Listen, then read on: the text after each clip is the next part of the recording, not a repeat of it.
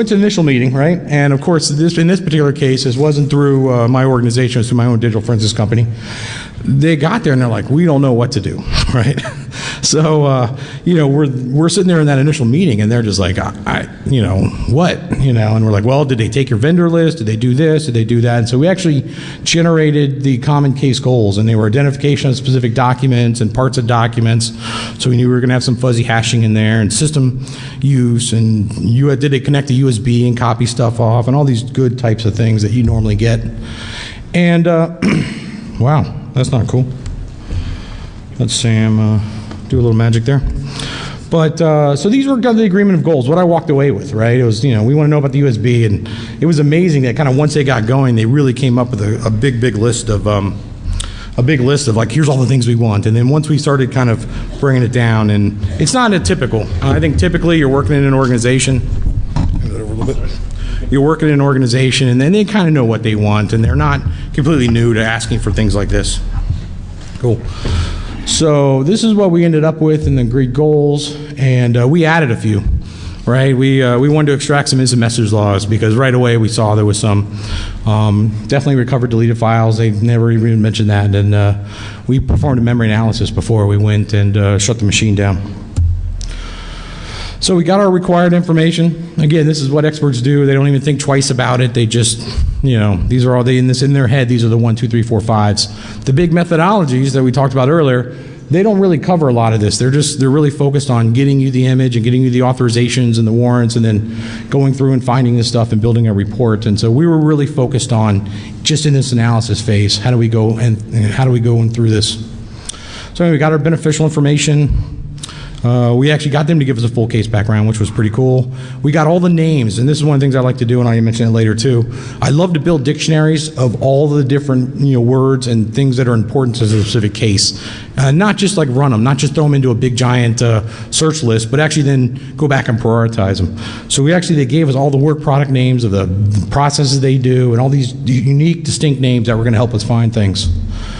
So anyway, so for the pre-time, we actually came up with 28.5 hours because they had a lot of goals, and that includes all the processing time and all that good stuff.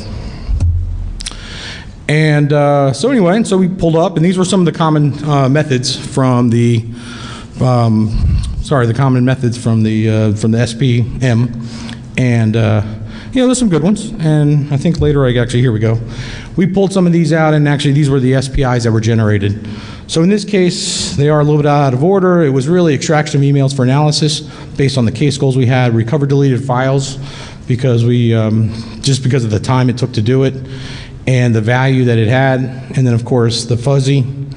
And again, if we were just doing it for one case goal, we would probably start with the top method. But when you start getting into multiple case goals and tiering them, then a lot of times you just set things up to run. The hash files is a must-do, right? And so no matter what the SPI is, because they want parts of a document to see where it existed. And sure enough, and I'll get into some results later, but they actually took some of the work product and just took their name off and put new company in and had copies on their workstation that they worked at, the previous employer. So that was fairly interesting.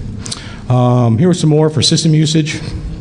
I love Super Timeline. That wasn't a part of it originally. It's been gaining popularity, and with some of the new tools, they can actually, you don't do anything really. You just plug in your Shift workstation and set up the logged time or time to log, and it actually goes and finds everything it can for the Super Timeline and puts it together. It's a fairly long process though. So as you can see, some of the SPIs that I could do with the registry analysis and those types of things were going to happen faster, and they were what you wanted to do. Because Super Timeline Analysis is mostly, you don't touch it until you actually get to the analyst part. You just let it run for 5 hours, and then you look at the results for the time you care about. That was pretty good. So again, if you're an expert, these things all come naturally to you. You know the case better than I do, so you're going to say, oh, I know I exactly want this. I'm not going to even bother with this SPI, but it's getting that knowledge back, right? How do you help out how do you mentor somebody else? It's this kind of thing that can help you. Because you can say, as a mentor, you can say, here's exactly what you should do, but it's hard to say here's why, right? You can break it down and say, this tool is better than this tool in this particular job that does this particular thing, and here's what they're licensed for, and here's what we don't have a license for. So those types of things. So here's where it gets hopefully a little fun. Here's what we found. We found, obviously, identified documents. Those were easy enough to find. We had lots of link files that actually led to them taking documents, putting them on their USB drives, and then looking at them. So it was pretty easy to put all this whole thing together. There was a hash match to the zip file for the name needed, and it was actually the name of the new competitor.zip. So we found it in a variety of ways, but when we broke out all the zip files and looked for the specific files they really cared about, those vendor lists and those customer lists, we found that.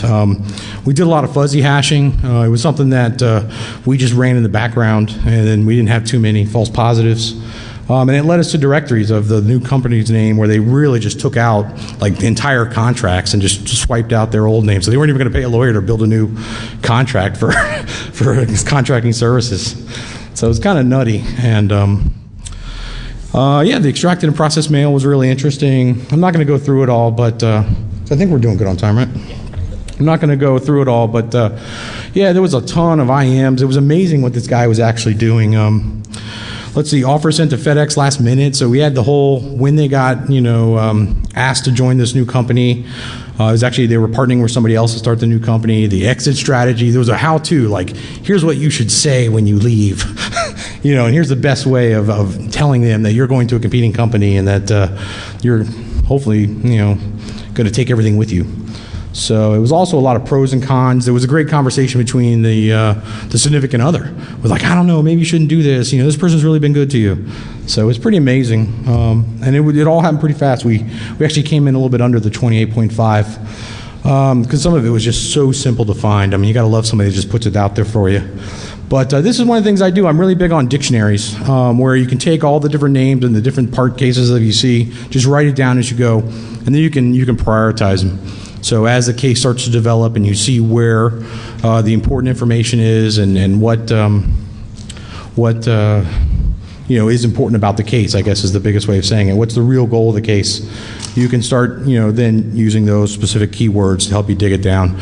The last thing I hate to see in the world is where you just got somebody sitting in front of the screen, access data, X ways, in case, whatever, and they're just looking around. They're going through the little browser, and they're looking at files, and they're like, let me just scan the web history. No, don't just scan, right? You actually want to develop the web history, get your timelines, and look specifically what you're looking for. I think there's a talk right behind me called Sniper Forensics, and it's kind of, that's what we're going after too. We just don't want you looking around and paying attention to this, or, hey, you know what, I found this cool word, I'm gonna search for it now. So it's really just write down that cool word, and then you can prioritize it to stuff better.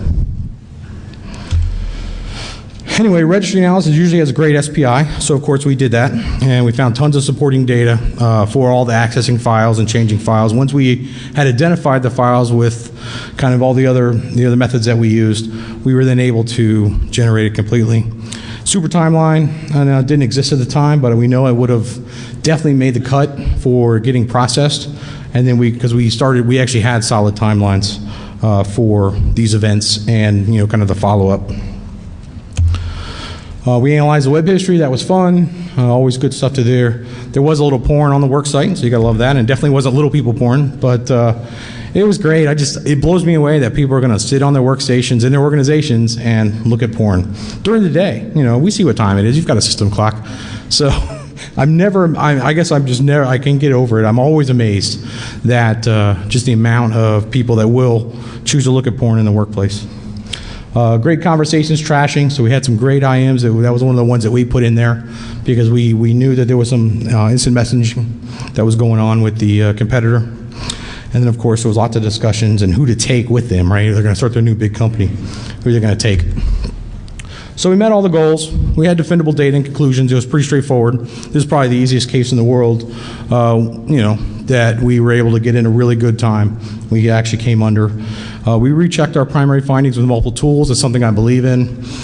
There's been so many times where, I've run a tool and I got a date, say an MFT date or something like that, and it turned out to be in the wrong order, right? The tool had a problem. And you might be familiar with it, but, that's why you check it. You take the sleuth kit or, autopsy or X-ways or whatever you want to do that's in a different thing and just validate your finals, right? So here were my personal conclusions from the case. This guy really does fill out his ID-10 forms in triplicate. I mean, it was amazing, right? It's idiot. But it was just amazing that there was just so much information about what he was going to do and how he was going to sell it and who he was going to sell it to and how he was going to take these contracts. And I'm surprised they just didn't walk by and actually catch him. But he does even own a home PC because that's where that stuff should have been. And, of course, Eraser and CC Cleaner and TrueCrypt and all those good things. So that was interesting, right? I think I covered all of that. That was just interesting. But a big thing I'm also, that isn't a part of SPM, is just judging your performance, right? So feedback can be shaky, because if you didn't find exactly what they wanted, they're gonna be like, yeah, well, it would have been great if you did this or if you did that. So it's hard to actually take that feedback and have it be meaningful on what you do. And so I actually did try to weight some of the metrics that I use and I push on my teams.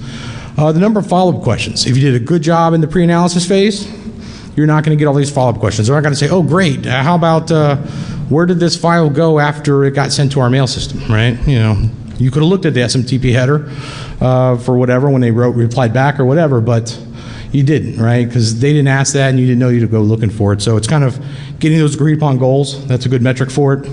The number of goals that they requested versus what you were able to draw out of them, right? So as you get better at interacting with the client, if it's a form, you're set on it. But when you're talking to that person, either from your organization or from an external party, they're like, I want this. And then how many goals can you draw that are more specific of things they really want? And so that's a great metric, I think. The amount of time, estimated versus total. As you get better, experts are really good at making that estimated time equal very close to that total time, barring something crazy. And then, of course, the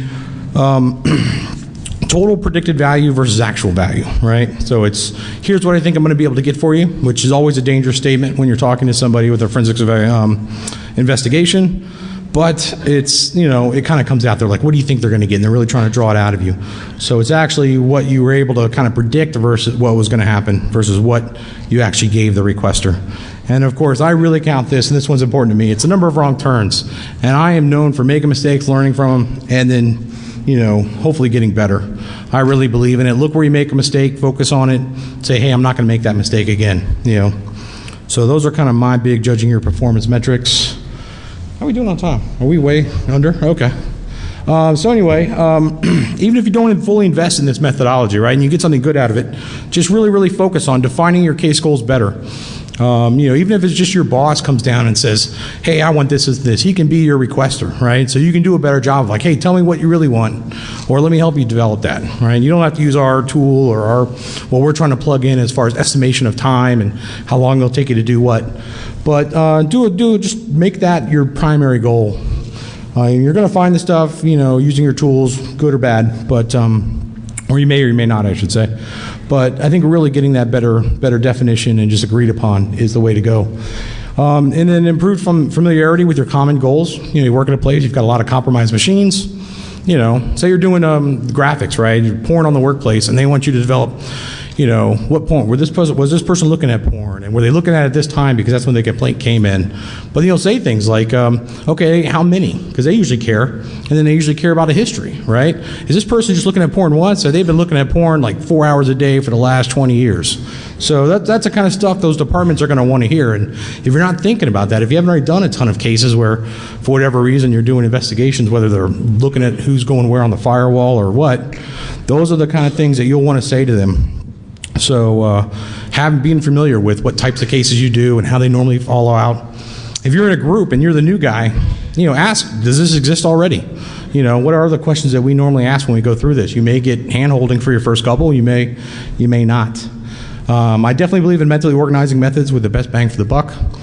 Mentality, which is kind of the whole Smith-Petreski methodology and index, but then in developing your internal time management. So even if you don't use any of the, I think, good stuff that we have, that's what the value really is. We're going to do questions in 113. Thanks to a couple guys that helped us out. There's our contact information. Kyle Davis, Mickey Lasky, Scott Molden, yay. And then I'm always going to leave on a few extra thoughts, and I guess we can take some questions if we got a little bit of time. But like I said, I like building those dictionary of account names, email addresses, all the stuff you think is important. Don't break off your primary task and go looking for it. Write it down, and then it can become meaningful later. you might write down an email address and find that you never had a reason to go look for it, right? And you might have, if you weren't disciplined, to push it off to the side, spend 20 minutes going through and looking at false positives and all that good stuff. It's always kind of crazy to sit there and just search for single words and then get a result.